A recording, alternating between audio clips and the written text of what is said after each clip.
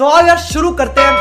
ইদানিং আমি একটা বিষয় লক্ষ্য করতেছি যে এই যে বর্তমান ইরান এবং ইসরায়েলের মধ্যে যে ভয়াবহ পরিস্থিতি আমরা দেখতেছি, বলো কি তুমি সত্যি বলছো? হ্যাঁ। যদি কোনো কারণে তৃতীয় বিশ্বযুদ্ধ শুরু হয়ে যায়, পৃথিবীর সবচেয়ে বেশি ক্ষতি হবে বিএনপির। কারণ ওই যুদ্ধ শুরু হলে ওই পরিস্থিতিতে ডিসেম্বরের মধ্যে আর নির্বাচন দেওয়া সম্ভব হবে না। সুতরাং ওয়ার্ল্ডে যদি তৃতীয় বিশ্বযুদ্ধ শুরু হয়ে যায়, যতদিন না এই যুদ্ধ বন্ধ হবে ততদিন বাংলাদেশে আর নির্বাচন দেওয়া সম্ভব হবে না।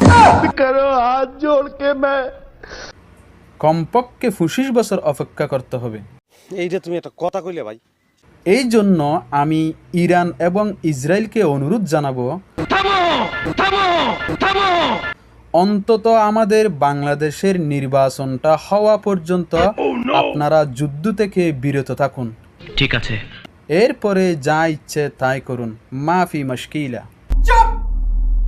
I am sorry, Babu.